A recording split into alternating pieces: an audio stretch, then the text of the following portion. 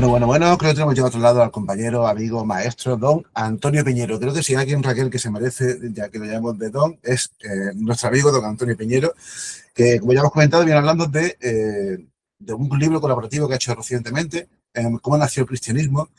Un libro muy divulgativo, muy ameno, pero además contundente y que yo creo que para el lector no iniciado en estos temas es esencial para conocer la génesis de esta religión. Antonio, bienvenido aquí hasta tu casa, Tempus Fugit. Bueno, pues bien allá, ya sabéis que con ustedes, como decimos en nuestra tierra, ¿no?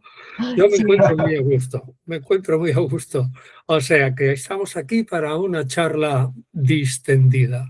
Sí, vamos a ver, porque vamos a tratar, ya sabes que son temas muy densos, temas que invitan a irse mucho por las ramas, pero bueno, hemos concentrado un poco todo lo que el libro daría para hablar horas, ¿no?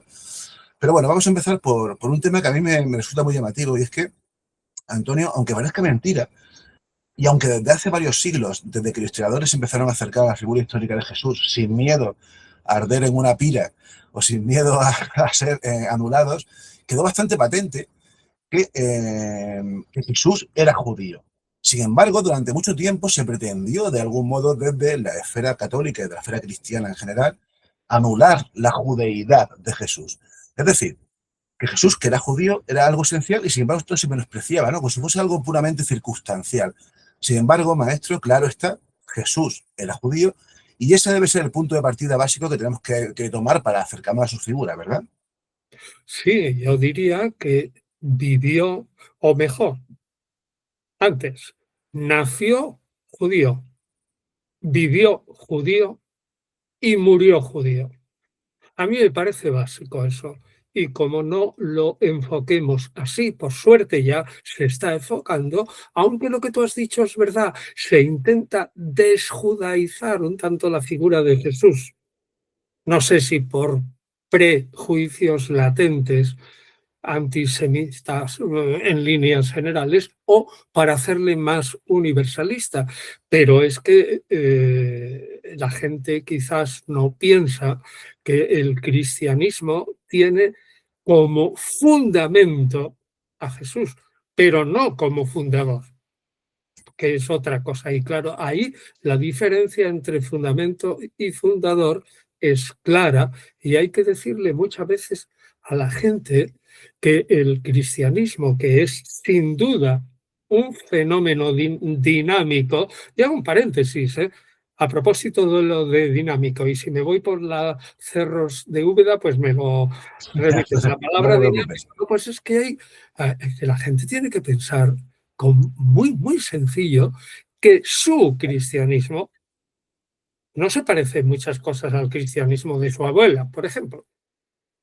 Lo cual es tan evidente que tiene que hacer reflexionar en que también el judaísmo como fenómeno dinámico empieza de una manera, pero ha sido la consecuencia de una continua, y me gusta esta palabra aunque no es muy castellana, repensación. Está repensado, venga a repensar y sigue hoy día. Y creo que debemos insistir y decírselo a cualquiera. Oye, así, claramente, y mirándole fijamente a los ojos. Esto no lo puedes discutir porque me dirás que si el cristianismo es un meteorito caído, que eso no cambia, el castillo dogmático, etcétera, etcétera. Pero por favor, piensa un poco en el cristianismo de tus abuelos. Claro, Pues sí, porque es distinto del tuyo. Entonces, ¿cómo no vas a pensar que el cristianismo a dejar de pensar que el cristianismo está continuamente como un fenómeno dinámico, repensando no solo la figura de Jesús, sino repensándose a sí mismo? claro, Sí, de porque hecho, un ejemplo, y esto no tiene, a lo mejor me voy yo también un poquillo por la rama. De hecho, incluso el tema del limbo, ¿no? Que, o sea, me refiero que el cristianismo también está en constante evolución y también en constante solución teológica de ciertas cosas que van cambiando, y el cristianismo también. O sea, está vivo, vamos a decir, todavía, ¿no? Claro, y bueno, muy bien apuntado lo que dices, sobre todo la tendencia que hay ahora, que resuelve, bueno, ahora ya lo empezaron hace 30, 40 años o más teólogos católicos, ¿no? Pero incluso católicos, pues la tendencia a la simbolización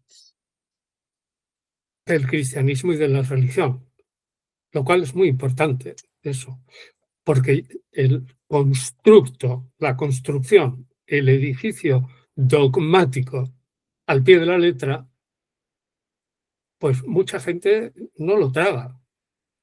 Pongamos solamente pues, el caso de la virginidad de María y todas esas cosas, o la infancia de Jesús y otras historias y más, ¿no? Pues la gente de hoy puede no tragarlo. E incluso yo diría que la imagen de Dios, de Jesús, que es una imagen, o como la de Pablo, que se encuadra dentro de un cielo que es exactamente el mismo, el cielo, prácticamente el mismo, solo que ha aumentado en estratos, que lo que pensaban los babilonios cuando pensaban en el cielo como esferas, ¿no? O sea, si tú cortas una naranja y le vas haciendo así cortes, ¿no? Como esferas que van arriba. Bueno, bien, los babilonios pensaban en 3 esferas y los judíos con el número 7, como número perfecto, lo hacen 7. Pero vamos, es un Dios pequeñito, porque las esferas son pequeñitas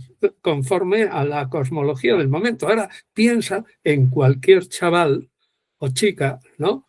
Que vive ya desde pequeñito, ojo a lo que voy a decir, en la guerra de las galaxias. Quiero decir, en ese ambiente, no que viva en la guerra de las galaxias, ¿me entiendes? ¿No? Sí. Sino que tiene una cosmología de que el mundo es inmenso y que hay galaxias y que cada vez esto es más grande y que cada vez, aunque no lean los periódicos, pero se habla, es que cada vez entendemos menos cómo va expandiéndose a velocidades increíbles, etcétera, etcétera.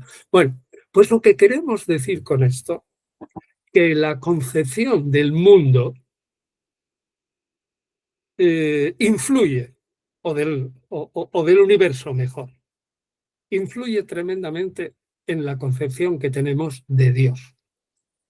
Y eso hay que tenerlo muy en cuenta porque la concepción que tenemos de Dios hoy, sinceramente, no se parece a la concepción que tenían ya ni siquiera nuestros abuelos. Bueno, pues con Jesús también pasa algo. No tanto, claro, eso no puede ser, porque Dios es una figura metafísica, está más allá de la física, más allá.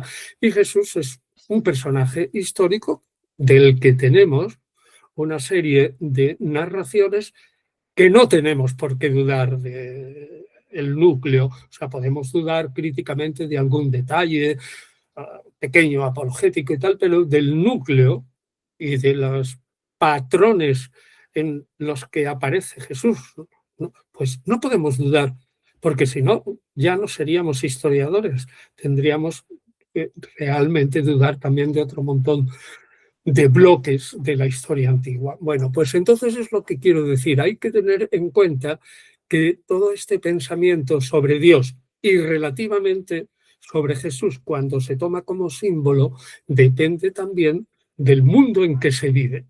Claro.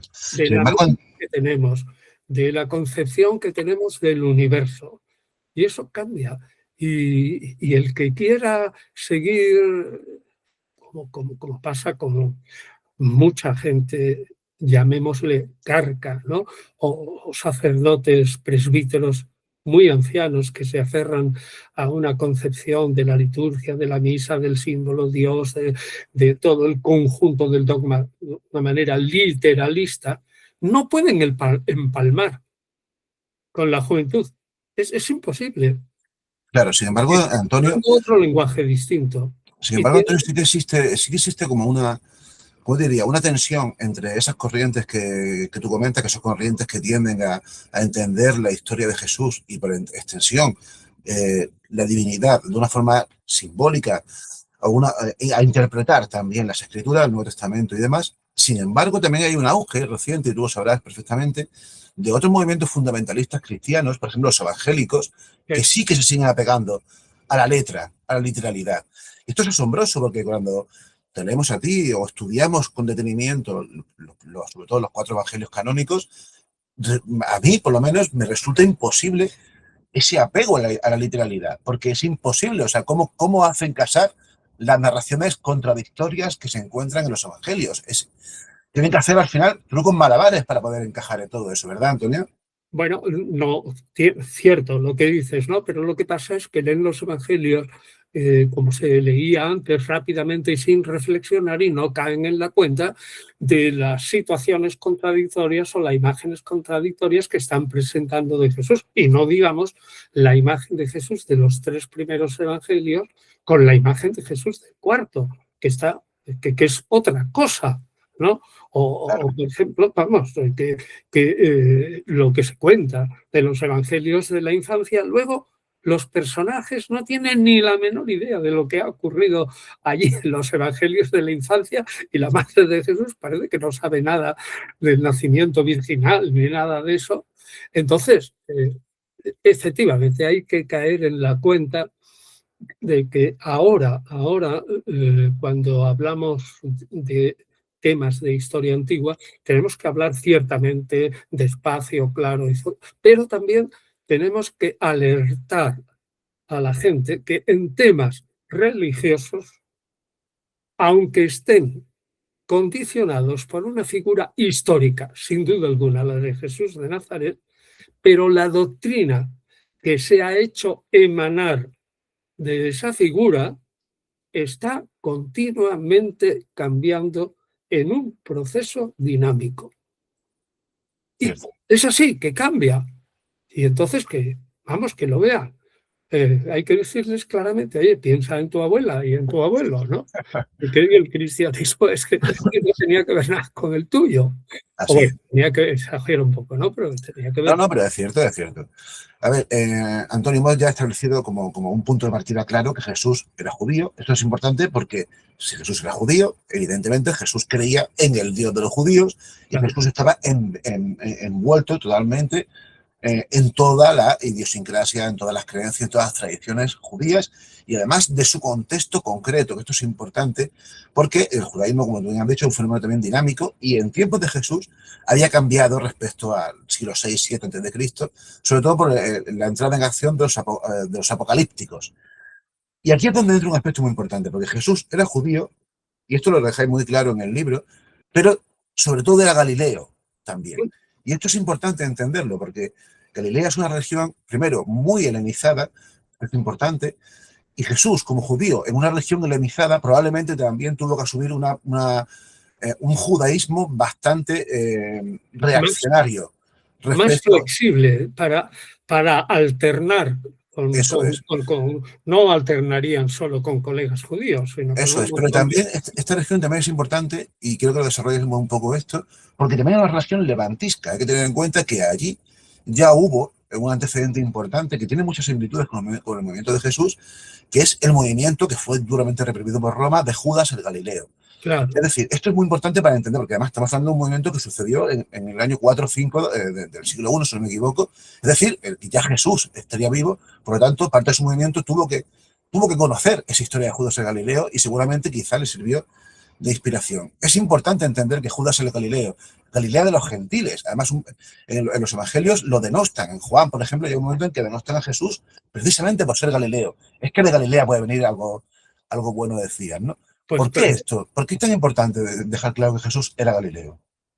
Bueno, pues porque el entorno de Jesús era ese, porque sus comparaciones y esos responden no al desierto de Judá, sino al campo de Galilea, y porque él, curiosamente, ¿no? A pesar de que fuera, no tenemos por qué dudarlo, ¿no? Tecton, es decir, ampliamente fabricante de maderas relacionado o incluso construiría casas sencillas y tal, pero sus ejemplos no son de la arquitectura, son del campo, poco de la pesca, pero sobre todo del campo, de las flores y de los árboles y de todo esto. Bueno, ese ambiente de Galileo y además ese punto que tienen los galileos en extremo, o sea, en algún momento, de ser más, ojo, esto es importante, de ser más papistas que el Papa. Hay que tener en cuenta que muchos fariseos de Jerusalén decían, bueno, ya, estos galileos no cumplen con la ley del todo y todo esto, que tampoco era verdad, porque es que no iban a cumplir estando con las normas estrictas de pureza, estando a 3 días andando de distancia del templo. Eso es evidente que no podía ser. Pero en muchos aspectos los galileos tenían que hacer hincapié en su religión judía, no galilea, porque si no los apartaban un poco como, yo no sé si como herejes, pero desde luego como gente que pensaba de una manera un tanto rara, ¿no? Entonces, por ahí se da ese fenómeno. O sea que si eres periférico, tienes algunas ideas distintas, no cabe la menor duda, pero al mismo tiempo no quieres que te llamen periférico. Claro. Y entonces tienes que ser más papista que el Papa en algunas cosas para que no te digan, tú eres un periférico y no te hago ni caso, ¿no? De hecho, a los galileos en muchos momentos le hacían poco caso. Eso es claro, como se ve en el final de Jesús, ¿no? Dice, este es un Galileo y tal, la muchacha, claro, estos señores aquí no son judíos estrictos y además son muy brutos. Sí. Es así, es así. Porque además es importante dejar claro que no solamente Jesús era Galileo, sino que seguramente todos sus primeros seguidores y especialmente los 12 apóstoles, aunque siempre se ha dicho que Judas era de Judea sin ningún criterio, sin nada que permita hablar que eso era así, pero por lo menos el resto sí que eran galileos y además toda una región muy concreta de Galilea, además, en torno al mar de Galilea. Claro, era un movimiento galileo y hablaban en el arameo de Galilea, ¿no? Que era un poquito distinto, más parecido al siríaco, y que lo hablaba todo el pueblo distinto de aquellos que podían hablar un poquito distinto del arameo de Jerusalén, que también se hablaba, sin duda alguna. La lengua corriente en Jerusalén era el arameo, pero era un arameo más elevado, como más noble, como capital que fue de esa parte del imperio parto oriental, occidental, ¿no? Que tenía como segunda lengua no la lengua parta, sino la lengua del arameo de toda la zona. Entonces, pues es típico, como decíamos, que hay que tener en cuenta las peculiaridades de que Jesús era un judío galileo. Y hay libros así, claramente, ¿no? De Jesús el Galileo y tal, como el de John, escrito Sean Freine, con Y, F-R-E-I-N-E, Freine, John Freine, que enfocan a todo el pensamiento de Jesús desde la perspectiva de un pensamiento no estrictamente farisaico jerusalemita, sino con una mentalidad un tanto galilea. Hace falta estudiar mucho para ver esas diferencias y tal, pero los libros la ponen, ¿no? Y entonces lo aceptamos como gente que ha estudiado muy bien esas diferencias de mentalidad entre un fariseísmo del centro de la capital, ¿no? Jerusalén, y los pocos fariseos que hubiera en Galilea. Claro, era una mentalidad distinta.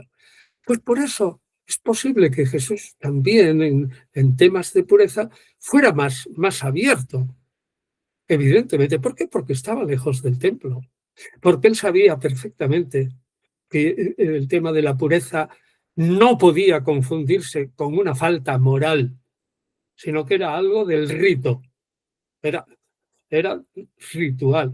Y que si habías cometido una impureza, normalmente pasadas 24 horas o normalmente llegada la noche, desaparecía. O con un baño y en los casos más fuertes, si llegada la noche, pues desaparecía. O sea que eso para los galileos era de relativa importancia. Pero eso tiene una cosa buena, que es ir más a lo esencial.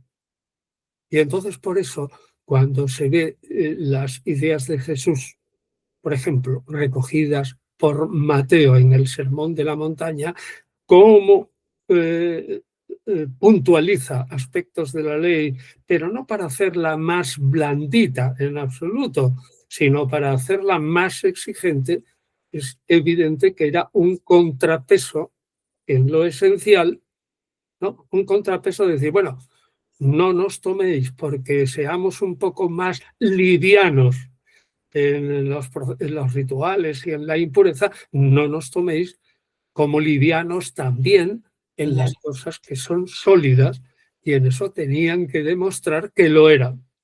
Y a lo mejor exageraban, ¿no? O sea, que puede darse el caso, y yo lo creo, que Jesús hiciera más dura la ley de Moisés precisamente porque no estaba en Jerusalén, sino en Galilea. Y tenía que ser más papista que el Papa para que no le dijeran, bueno, tú eres un Galileo, no te hago ni caso. Así de claro. Sí, sí.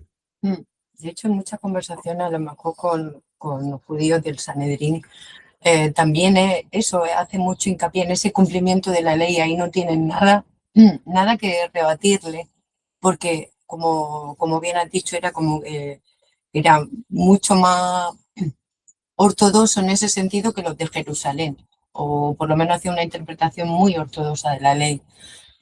En fin. Vamos, que mucho me temo que vas a abrir un melón importante, Raquel, ahora. Como bien comentaba antes, que a la vez que ha evolucionado el cristianismo, ¿no? Que no es el primero de los primeros tiempos, como lo entendemos ahora, como dicen, ni siquiera generacionalmente de nuestros abuelos a nosotros, ¿no? Es el mismo, o no lo entendemos de la misma forma. Eso incluso también se puede o se ve en la misma interpretación de que era el Mesías, un concepto o que para nosotros lo interpretamos, sabemos que es una cosa a partir del cristianismo de los primeros siglos, ¿no? Pero que no tiene nada que ver con el concepto que se tenía para los judíos del siglo I e incluso del propio Jesús, ¿no es así?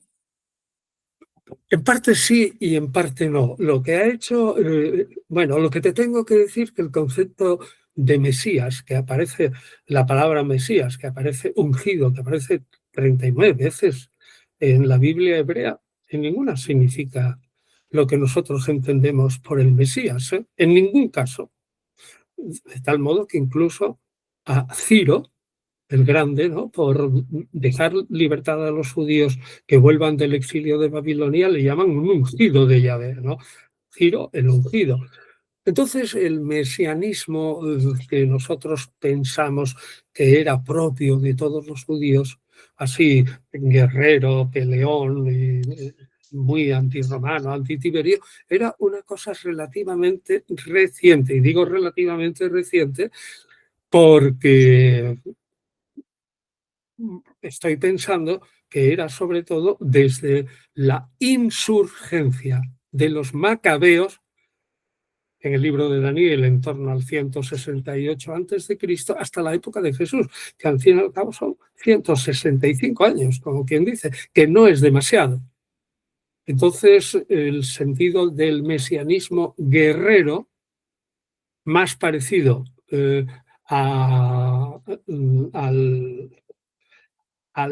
la idea del mesianismo real que podía tener un individuo en el siglo I, pues se va formando relativamente tardío, de tal modo que la figura, incluso en los Salmos de Salomón son 19 salmos que no son de Salomón, que son plegarias de un fariseo probablemente, y que narran la historia desgraciada religiosamente de Jerusalén en la época de Pompeyo y Julio César, 50 o 60 años, pongamos, grosso modo, antes de Jesús. Bueno, pues entonces ahí en los Salmos de Salomón tiene que hacerse hincapié en el que el Mesías es realmente un peleón. Pero, ojo, decía, sí, era un general que iba a abatir con la mano de Yahvé, ¿no? Iba a derrotar al Imperio Romano que con Pompeyo, en el 60 a.C., había demostrado una potencia ya sobre Israel archirreconocida. Hacía casi desde el año 200 a.C. ya habían visto las garras al Imperio Romano, 180, por ahí. Pero bueno, lo que quiero decir, volviendo al tema nuestro de el judaísmo de Galilea tiene sus notas características y eso los expertos, en líneas generales a los normalitos se nos pasa, ¿no? Pero los expertos en libros como el de Sean Freine, que ya mencioné, lo ponen de relieve y creo que es muy importante. Pero bueno, yo creo que para la gente normal, empezar a hacer demasiadas distinciones entre el judaísmo galileo y en Jesús y tal como no fuera, pues a lo mejor no funciona. le llena la cabeza de líos, ¿no? Claro.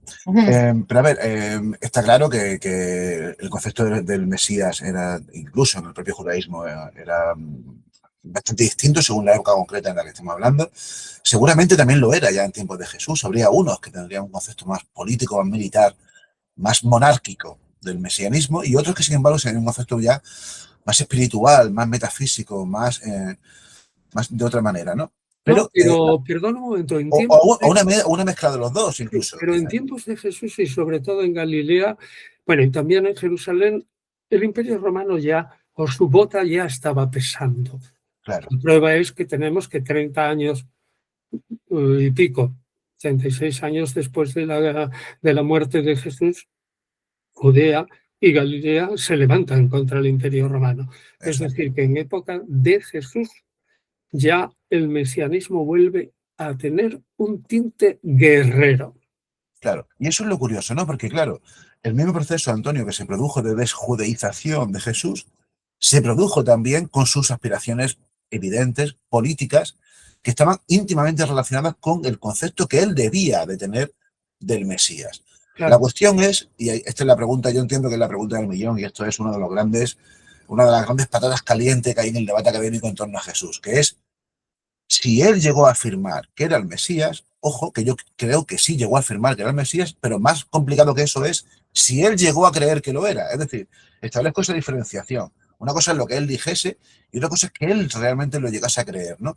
Yo te he leído y te he escuchado muchas veces, y además creo que tienes razón en eso, que él, como mucho, en los últimos momentos de su vida, quizá llegó a pensarlo, ¿no? Sí. Pero lo que sí es verdad es que por lo menos él sí que llegó por lo menos a afirmar, y si no lo afirmó explícitamente, sí que operó para mostrarse como el Mesías. Por ejemplo, en la entrada a Jerusalén, sí, haciendo cumplir la profecía de Zacarías, ¿verdad?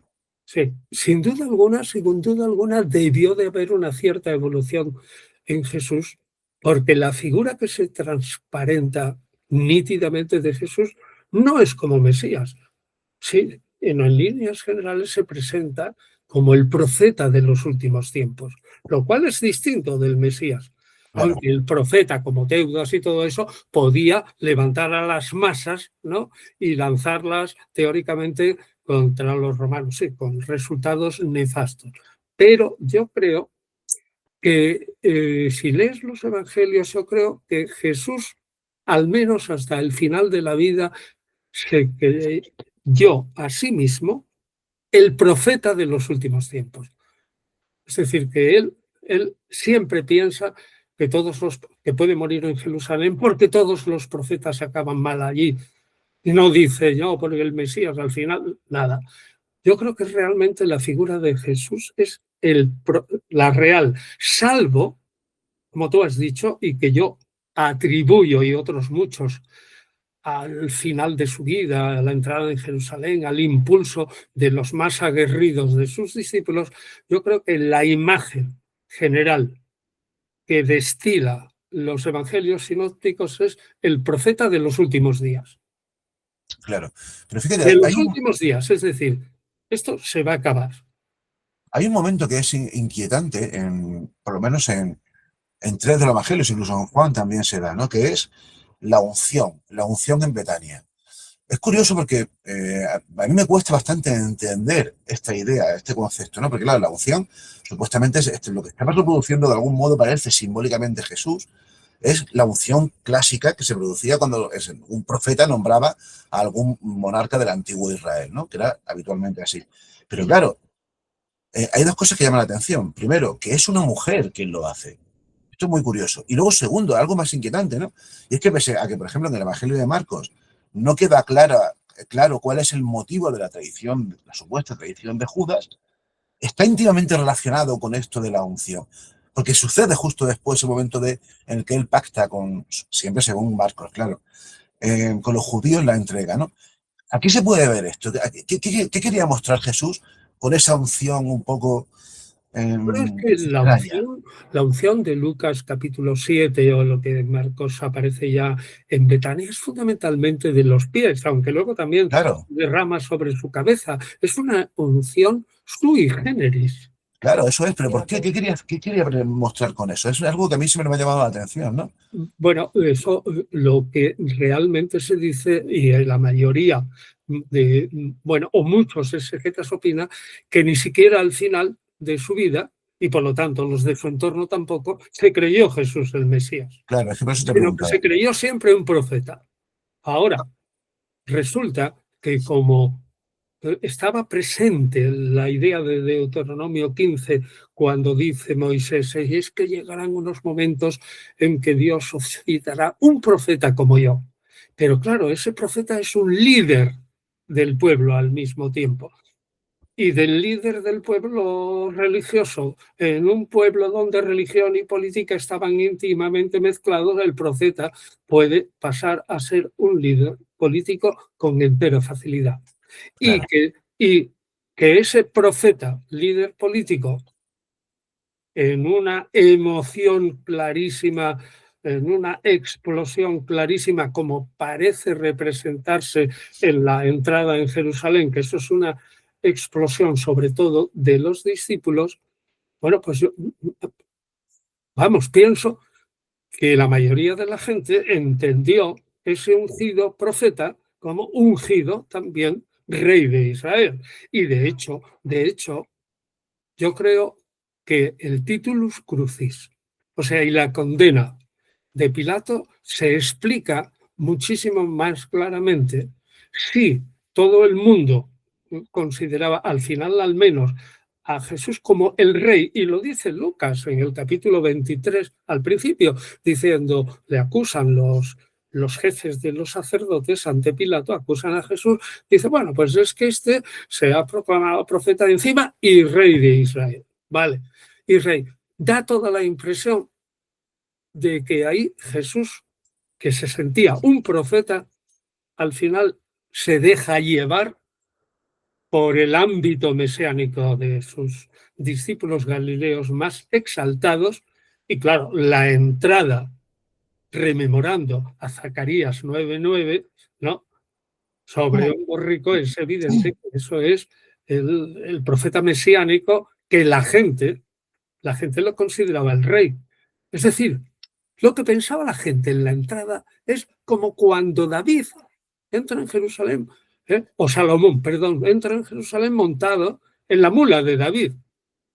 claro. Entra como rey, ya, ¿no? Claro, de hecho también incluso la presencia constante en el Monte de los Olivos también parece aludir un poco a esta idea, ¿no? Porque también Claro, las antiguas tradiciones decían que antes de cuando se manifestase el Mesías, Elías bajaría al Monte de los Olivos y daría comienzo a la era mesiánica esta, ¿no? O sea, claro, es comprensible también de algún modo, ¿no, Antonio? Jesús en ese ambiente eufórico en el que él pensaría seguramente convencido de que contaba con el apoyo de Dios para esta misión y veía que tenía un seguimiento popular que él al final acabase dejándose arrastrar, como tú dices, ¿no? Por esa vorágine. Es comprensible desde un punto de vista humano, ¿verdad? totalmente comprensible y además lo exige la condena a muerte en cruz, porque a un profeta, así simplemente un profeta, pues no lo condenan a la muerte, porque la muerte Claro, en cruz es para sediciosos contra el imperio, porque la cruz no es una muerte judía, porque a un blasfemo o algo así lo pueden apedrear o incluso quemar.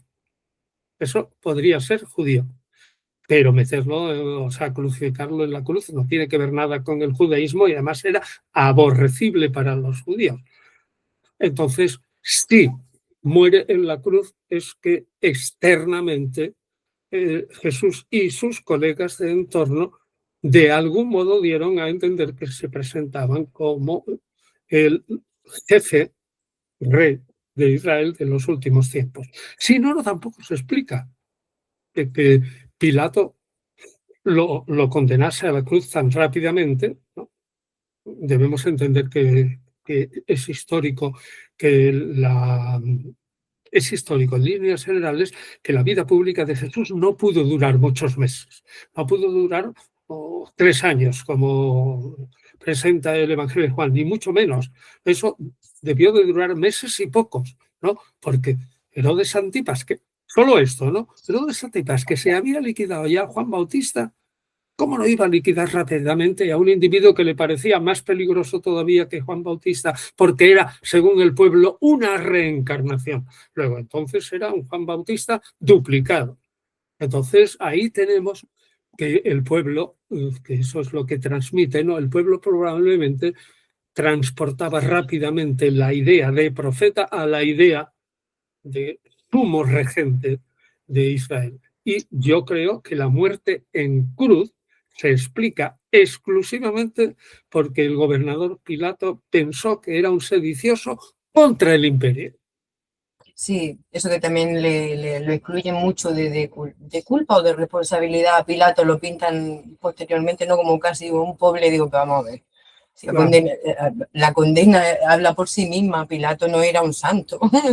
Bueno, no era un santo, pero tampoco era un tonto, ni tampoco era un blandito, ni tampoco... Por eso me refiero que era... Simplemente actuó como un prefecto romano. Exacto, claro. El papel que tenía. Un prefecto romano. A este señor le sigue gente que además le están poniendo cuando entra en Jerusalén, aunque sean 200 locos galileos, ¿no? Le están poniendo sus mantos allí y cortan ramas de los árboles y se los ponen allí y parece que eso es la entrada otra vez de Salomón en la mula de su padre David.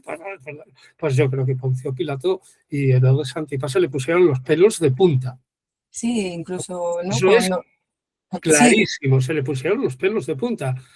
Y la prueba es que 30 años más tarde explosionó. Sí, eso es sí. Y eso como yo, hablando, le pregunto muchas, yo tengo a Óscar particular y le puedo preguntar todas mis dudas siempre que pueda, ¿no? Lo tengo disponible en las 24 horas. Y también como el tema es incluso ese tipo de movimiento, incluso ese miedo a que se volviera a repetir lo de la revuelta de los macabeos. Creo yo, también igual soy muy osada. No, yo creo que la gente culta lo pensaría. Y además la revuelta de los macabeos a mí me parece que era popular. Yo creo que eso se contaría en las sinagogas y es evidente que la revuelta de los macabeos significó un antes y un después.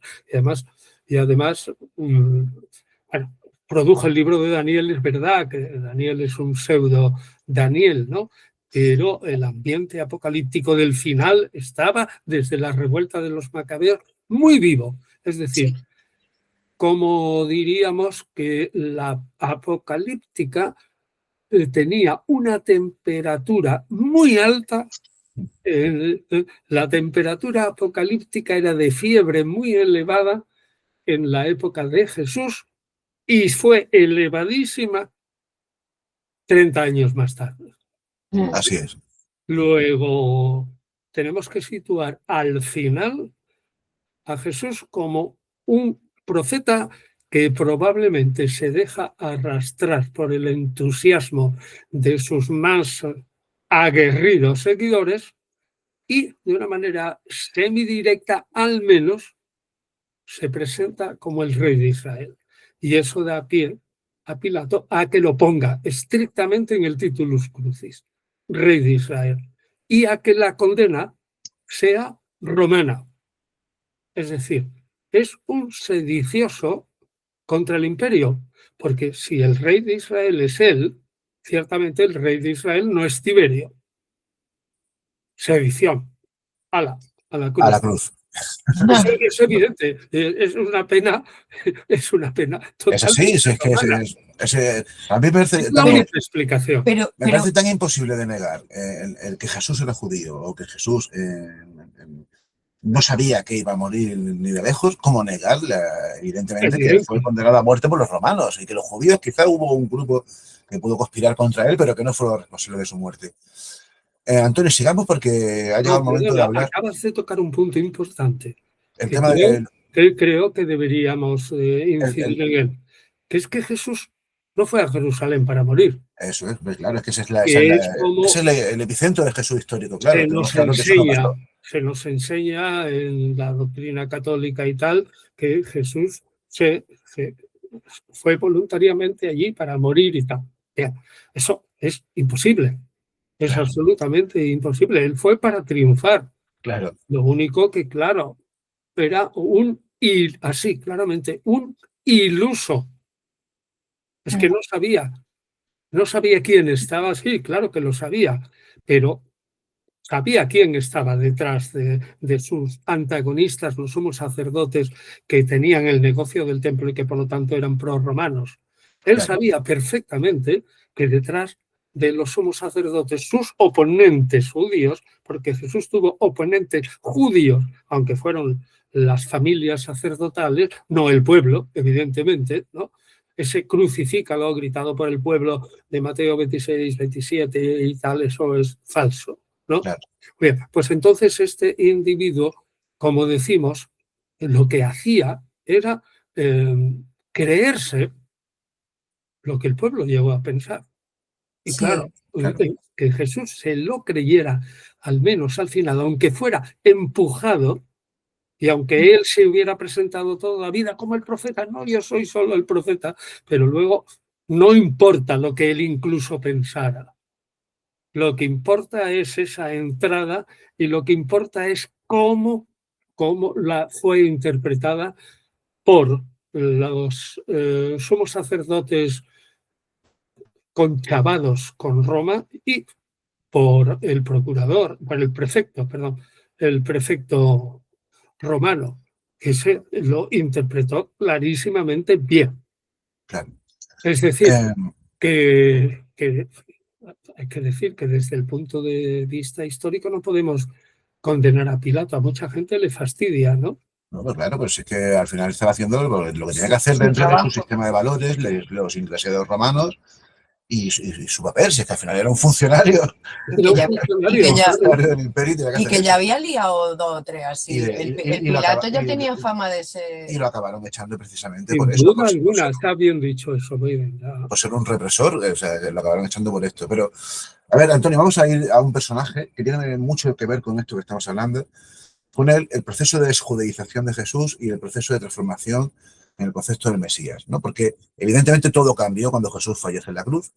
Es el fracaso de la cruz, como ha dicho alguna vez te he escuchado a ti, ¿no? El escándalo de la cruz, que también se dice, y es así, imagínate lo que tuvo que ser, lo que tuvo que suponer para sus seguidores de pronto, que el que pensabas que era el Mesías, el que pensaba que era el rey de Israel, de pronto muere de una manera, y además de una manera, como decimos aquí en Andalucía, tan chunga.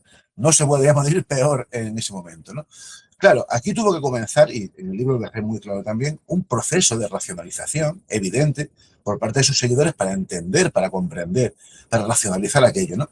¿Y qué es lo que hicieron? Pues casi todos, ya sean los que quedaron en Jerusalén o el personaje que te voy a decir, lo que hicieron es escudriñar las escrituras en busca de una explicación. Y la encontraron, claro, llegaron a la conclusión de formas distintas que todo esto correspondía a un plan divino que había comenzado mucho tiempo antes, que Jesús era el último.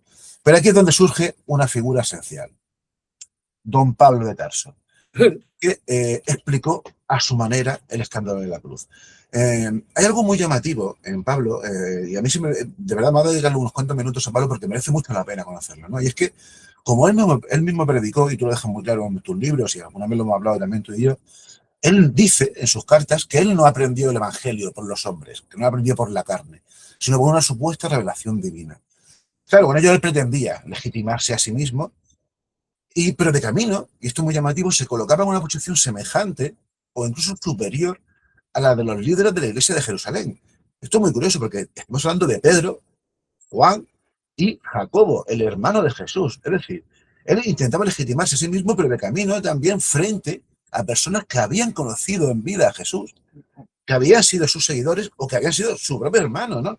Aquí, por lo tanto, ya vemos, y esto es muy interesante, un primitivo enfrentamiento entre dos cristianismos, cuanto menos, ¿no? El cristianismo de Pablo, enfocado a los gentiles y enfocado también a su visión, a su visión, la visión que él aseguraba que había recibido, y el de los que conocieron a Jesús, dirigido a los judíos. Sin embargo, la tradición, ya sabes cómo es la tradición, siempre ha pretendido minusvalorar este choque. Hechos de los Apóstoles, está claro que es así, es un libro que intenta armonizar este enfrentamiento, que evidentemente tuvo que ser mucho más grave de lo que Hechos muestra, y que Pablo, sin embargo, sí lo muestra muy bien, sobre todo atacando, incluso en algunas ocasiones, a Pablo, a Pedro o a Santiago. A mí me llama la atención cuando Pablo utiliza esa terminología como los de la circuncisión, que parece casi insultante, ¿no? Como diciendo, esos, los de la circuncisión, ¿no? Pero sin embargo, esto a mí me llama mucho la atención que al final el cristianismo que triunfó es el de Pablo. No es el de los que conocieron a Jesús en vida, sino el de, permíteme la expresión, un iluminado que aseguraba que había recibido un mensaje directo de la divinidad o de Jesús y que él decía que él no conocía el evangelio por los hombres. Ese es el cristianismo que triunfó y ese es el cristianismo que en mayor o menor grado está presente en todas las obras del Nuevo Testamento, incluso, si me apuras, pese a que tenga sus matices en la carta a los hebreos, ¿no? Que es la menos paulina de todas las obras del Nuevo Testamento, ¿no? Sí. Qué llamativo, ¿verdad? Porque este personaje de Pablo, por eso sé que a ti te interesa tanto Pablo, porque es esencial, ¿no? Pero qué curioso que finalmente sea el que triunfó ese mensaje y no el mensaje que debería haber triunfado, que además acabó siendo perseguido, el personaje de los judíos, el mensaje de los judeocristianos. Es muy llamativo, ¿verdad? Este primer cisma que se produjo, ¿no? Pero es llamativo, pero importante, porque Pablo, que es judío profundamente, él sabe perfectamente que, como cree que ha llegado el Mesías y está convencido, por lo que decíamos antes, de la altísima temperatura apocalíptica, que el tiempo se había acortado, es decir, que el final estaba muy cerca, es evidente que Pablo, que era profundamente judío, y ojo a esto lo que voy a decir, a Pablo, a quien no le interesaban los gentiles por sí mismos, sino en cuanto necesidad del momento final de que Israel fuera la luz de las naciones y que en el olivo verdadero se injertaran también otras ramas. Si no, no llegaría el fin, porque no se cumpliría la profecía de Isaías de que Israel habría sido la luz de las naciones. Pero Pablo imagina al mismo tiempo que el tiempo o sea, con esta ocasión, que el tiempo se ha acortado. No queda nada para el final. Entonces, para Pablo, y eso insisto mucho en el libro, quien se salva es Israel. Y un número indefinido, pero no demasiado grande, de representantes de los 70 pueblos del mundo. Es decir, el judío en esa época pensaba que el mundo era pequeñito y que no había más que 70 pueblos, como en Génesis 10, ¿no? Dice 70 pueblos. Bueno, pues que esos representantes serían esas ramas que se injertarían en el olivo verdadero para que Abraham fuera padre de numerosos pueblos. No padre de un pueblo numeroso, es decir, el judío, que podía ser muchísimos judíos y ser los judíos tan numerosos como las arenas del mar y las estrellas del pueblo. No, del cielo. No era solo eso. A Abraham Dios le había prometido que sería padre de numerosos pueblos. Bueno, pues eso no he entendido al pie de la letra, quiere decir es que Abraham en este momento final será el padre también de esos 70 pueblos, de unos cuantos elegidos que representen a esos 70, porque era de sentido común que si faltaban 10 minutos, ¿no?, para el final, por decirlo así, de esta manera gráfica, si faltaban 10 o 20 minutos para el final, no daba tiempo a convertir a muchos gentiles. Luego solo daba tiempo a convertir a representantes. Así que Pablo se lanza a una carrera loca para convertir a la gente, pero tampoco le importa demasiado convertir y bautizar, sino que llegue a un número con el que Dios se satisfaga, diciendo, bueno, ya se ha cumplido la promesa que yo hice, Dios, ¿no?, a Abraham. Ya es padre de numerosos pueblos. Y entonces Pablo se lanza a esa loca carrera para convertir a unos pocos. Él sabe que no tiene tiempo, pero Claro. esos pocos sabes que son representantes de 70 pueblos. Pero, Antonio, es una cosa importante porque ya sabemos que la teología paulina, que es la que acabó triunfando y la que de algún modo vertebra todas las distintas cristiandades que surgieron posteriormente, gira en torno a la muerte de Jesús como un acto redentor y a su resurrección como una forma de vencer a la muerte, ¿no? Jesús venció, me gusta mucho como tú lo comentas, venció a dos potencias cósmicas, utilizando un lenguaje muy gnóstico, ¿no?, que son el pecado y la muerte con mayúsculas. Según Pablo, esa fue su racionalización sobre la muerte de Jesús. Pero claro, a mí me queda en la duda de en qué creían los de la Iglesia de Jerusalén. ¿Cómo racionalizaron los de la Iglesia de Jerusalén la muerte de Jesús? ¿Ellos también pensaban que su resurrección había sido con ese sentido? ¿O qué pensaban ellos? Ellos pensaban que aún albergaban la esperanza de que Jesús volvería de nuevo, pero desde la perspectiva judaica del Mesías libertador que igualaría al reino de Dios. ¿Estarían de acuerdo de algún modo también con la idea de Pablo de la muerte redentora? Eso es algo que me... Hombre, Pablo no lo deja absolutamente claro, pero al decir que hay dos evangelios, es claro que no rechaza de una manera tajante que se predique ese evangelio en el que Jesús el Mesías retorne y sea victorioso. Pero él se dice, es eso que se ocupe Pedro. Claro. Pero sabe perfectamente que Pedro tampoco puede hacer demasiado porque la misión a los judíos está fracasando. Pero Pablo se queda tan tranquilo. Él cumple con su misión. Repito que a Pablo le interesa solo Israel y que se salve Israel y unos cuantos representantes. O sea, quien se salva es Israel, lo repito 1000 veces para Pablo. El llamado, lo he dicho a veces de una manera cruel, ¿no?, que los gentiles para Pablo en el fondo no le interesaban.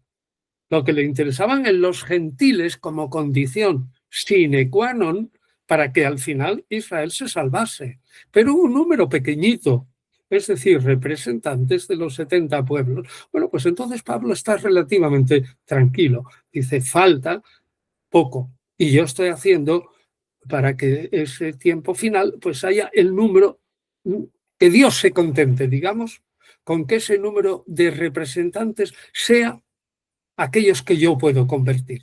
Probablemente eso es lo que pensaba, ¿no? Como Pablo piensa que Dios, desde luego, es el que ha determinado toda la historia del mundo, probablemente pensaría que él sí estaba con la obligación de poner todo su esfuerzo porque no sabía el número que Dios había predeterminado. O sea, que él tenía, como no sabía el número, no tenía más remedio que más y más y más por si llego. Pero estaba seguro de que al final Dios se contentaría con el número o que coincidiría con el número predeterminado de gentiles, que son pocos, que se injertarían a Israel. Luego, la mente de Pablo, en honor a la verdad, como siempre he dicho, que le llaman apóstol de los gentiles, sí, apóstol de los gentiles, pero en pro de la salvación de Israel, que es el único que se salva. El objetivo principal, ¿no? Sí, pero luego también el único que se salva, porque los demás, Israel es el olivo, se salva un olivo. Pero un olivo que es muy frondoso puede tener varias, o si es muy grande, te lo imaginas, puede tener 40 ramas injertadas, ¿no? Poniendo un olivo gigantesco, ¿no? 40 injertos. Bueno, pues Pablo tenía esa idea, basta, ¿no? 40 injertos, pues acabó. Eso ya basta. Con eso, Abraham es padre de numerosos pueblos. Sí, pero si es que Jesús también cuando el pasaje ese que dice, hace esa simbología con lo de los perrillos, dice, y lo que sobre para los perrillos, como refiriéndose a los... El pasaje de la mujer sirofenicia. Bueno, pero eso es Jesús el que lo dice a la mujer. Sí, me refiero que él también lo sí. tenía claro, no es que no aceptara a los gentiles, vamos a decir, pero era como de segunda. La mente de Jesús no era la de Pablo, ni mucho menos. Claro, la mente de Pablo es radicalmente distinta en eso a la de Jesús.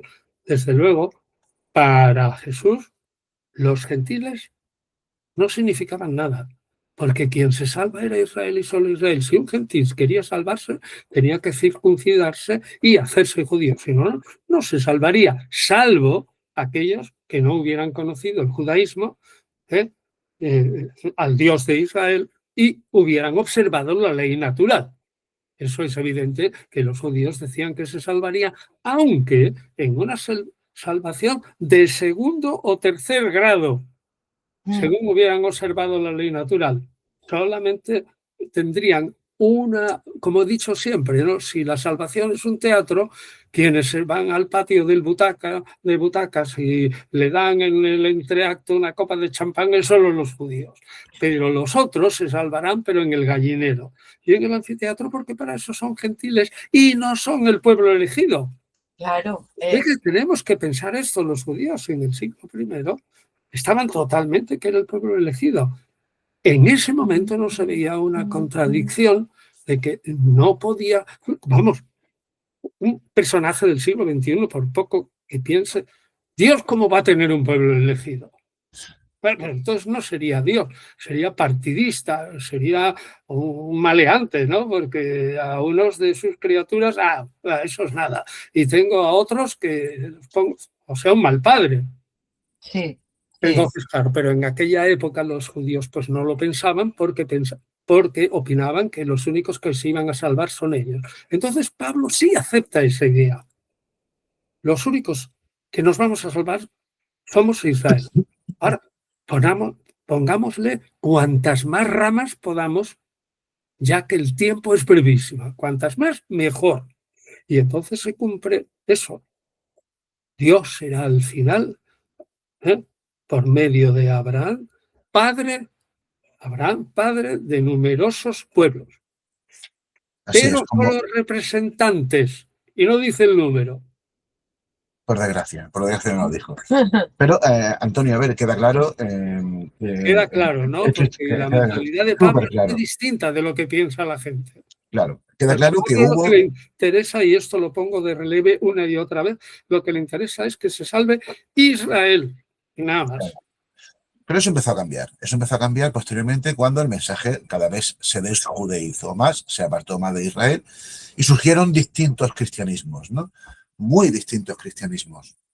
En el propio Nuevo Testamento, aunque es fruto de una ortodoxia que comenzó a mediados del siglo II y que se manifestó con todo su esplendor con Ireneo de Lyon y con alguno más, queda claro que también que hay distintos cristianismos manifestados en la obra del Nuevo Testamento. No es igual la cristología que hay en Marcos que la cristología que hay en Juan, evidentemente, ¿no? Claro. Está claro que son comunidades cristianas con una idea distintas.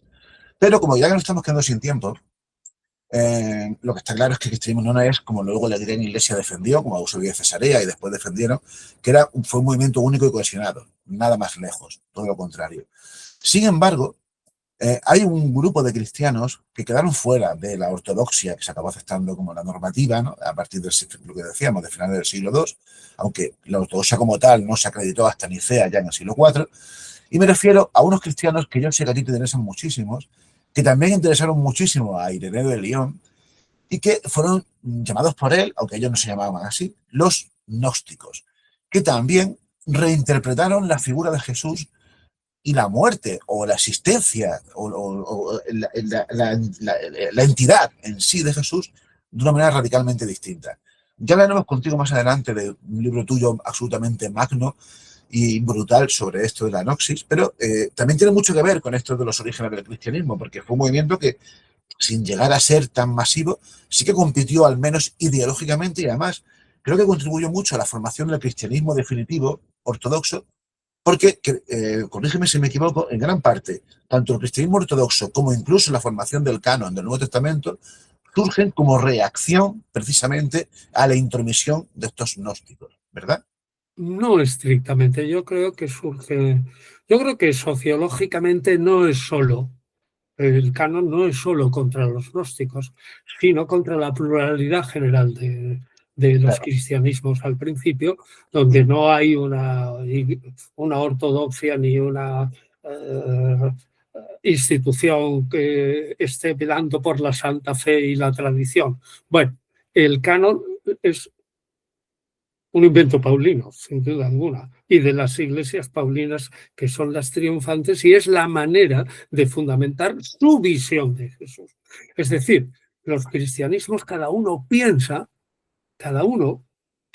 que él tiene la interpretación auténtica.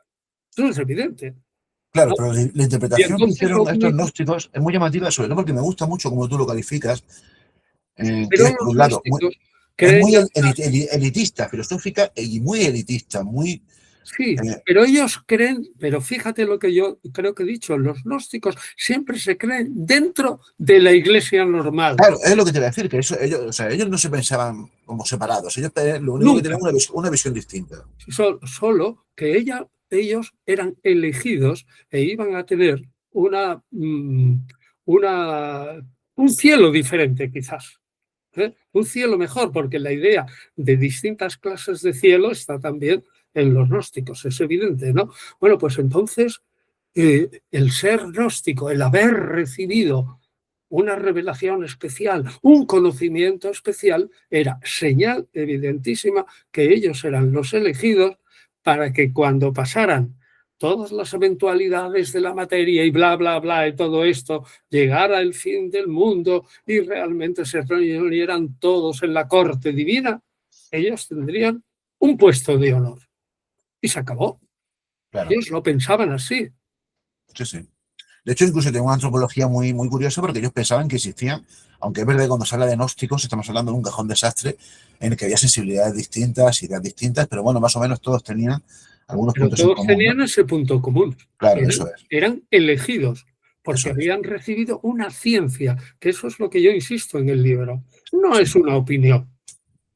No es una opinión. Ellos tienen una ciencia y por lo tanto conocen más que los demás. Y al conocer más que los demás es que han sido elegidos para conocer.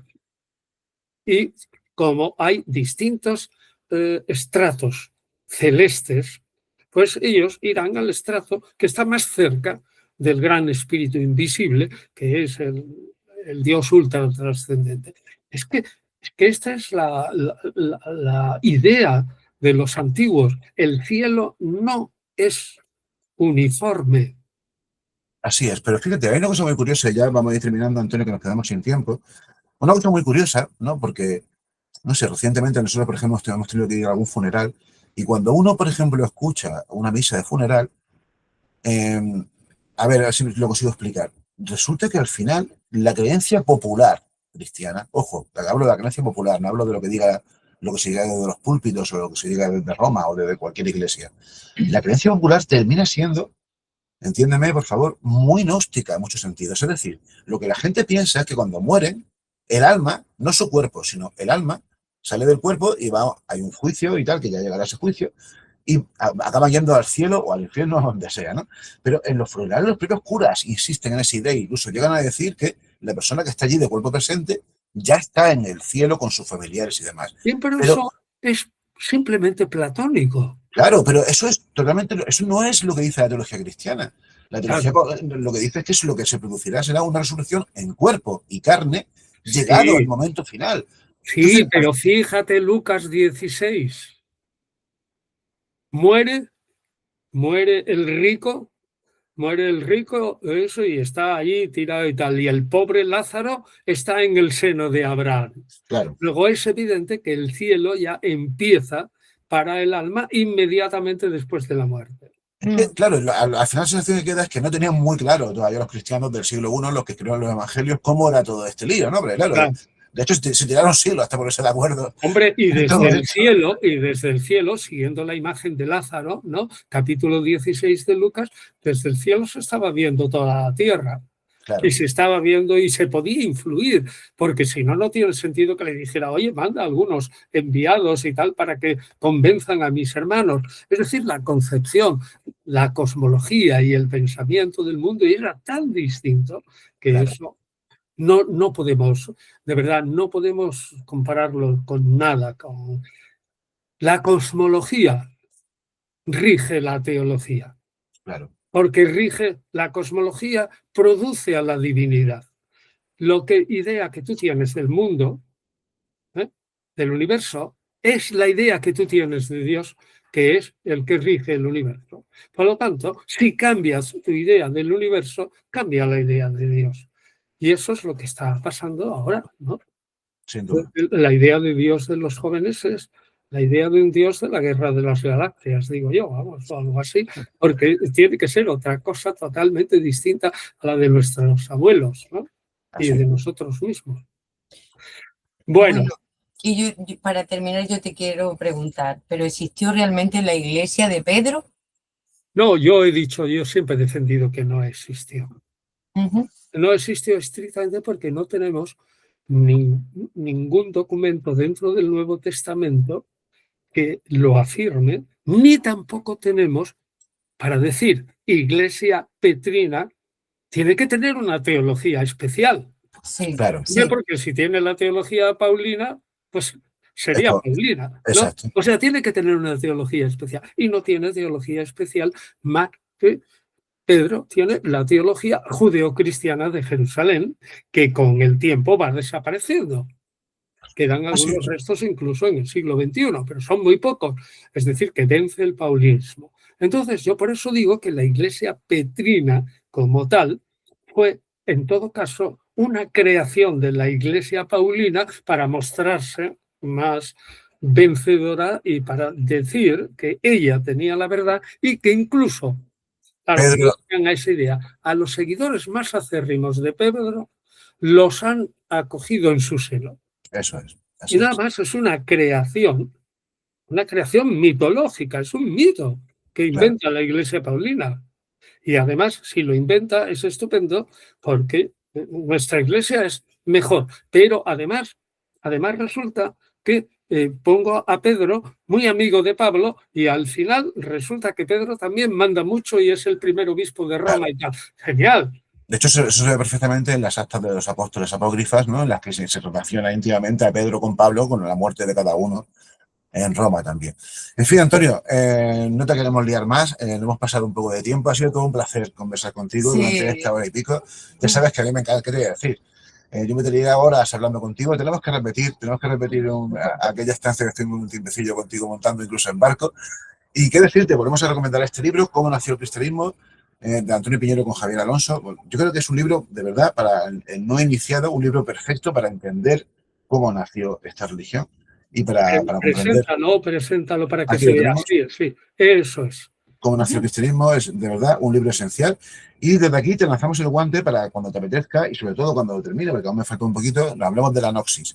Yo digo que merece mucho la pena porque creo que merece la pena conocer. Hablar, porque después de haber escrito un libro difícil, porque difícil. El libro no es nada fácil, no. Pero tiene un mérito, que ha ordenado la Gnosis en 124 capítulos. Y lo ha hecho absolutamente ordenada y explicada una detrás de otra.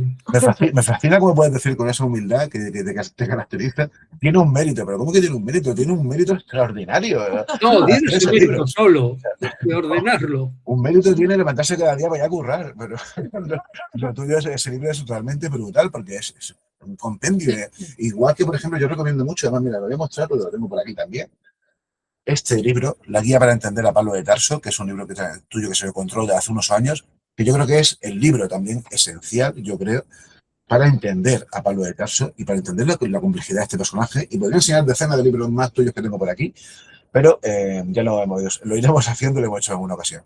Antonio, un placer como siempre, ha sido un placer estar aquí contigo. Raquel. Pues yo qué puedo decir, que yo como en primera persona he disfrutado de una masterclass, o sea que me siento súper honrada y a la vez, pues... Bueno, pero yo también me lo estoy pasando bien con ustedes, ¿no? Porque yo no estoy llorando aquí ni nada, estamos hablando distendidamente y nos parece excelente hablar de los temas que nos importan, ¿no? Y que hemos estudiado un poco, ¿no? Un poco dice. A mí me gustó mucho una vez que te escuché hace un par de años en Valencia que dijiste que después de 50 años, o más, de 60 años estudiando el cristianismo, ahora empiezas a entender la figura de Jesús, ¿no? O sea, no puede haber una declaración de humildad filosófica más socrática que esa que tú dijiste allí.